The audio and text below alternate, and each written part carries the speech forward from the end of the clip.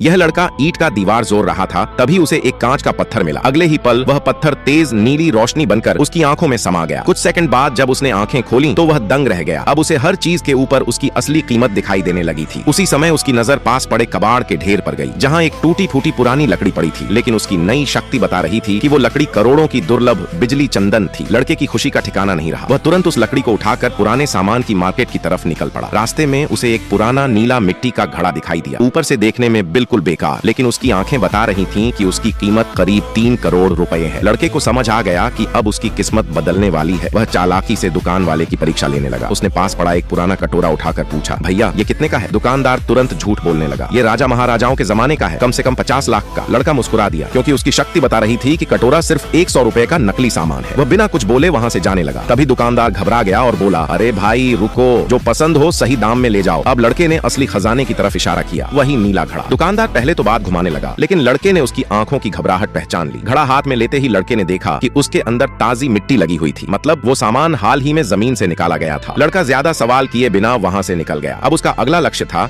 इन खजानों को सही जगह बेचकर बड़ा पैसा कमाना। वह शहर की सबसे बड़ी एंटीक दुकान पर पहुंचा। शुरुआत में कर्मचारी उसे गरीब मजदूर समझकर अंदर आने से रोकने लगे, लेकिन जैसे ही दुकान के मालिक ने उसके हाथ में दुर्लभ लकड़ी और नीला घड़ा देखा, उसकी आंखें फटी की फटी रह गईं। मालिक तुरंत बोला, भाई ये लकड़ी मैं 1 करोड़ 20 लाख में खरीदूंगा। और घड़े की कीमत सुनकर तो पूरा दुकान सन्न रह गया। सिर्फ 1 घंटे में लड़का करोड़पति बन चुका था। उसे यकीन ही नहीं हो रहा था कि जिस पैसे के लिए लोग पूरी जिंदगी मेहनत करते हैं, वो उसने 1 दिन में कमा लिया। दुकान मालिक लड़के से बेहद प्रभावित हुआ। उसने कहा, भविष्य में कोई भी कीमती चीज मिले सीधे मेरे पास लेकर आना। इतना ही नहीं, उसने अपनी खूबसूरत पोती से भी कहा कि लड़के का खास ध्यान रखे। अब लड़के को अपनी रहस्यमयी शक्ति पर पूरा भरोसा हो चुका था। वह अगले ही दिन पहाड़ों की तरफ निकल पड़ा, क्योंकि उसे महसूस हो रहा था कि वहाँ और भी बड़े खजाने उसका इंतजार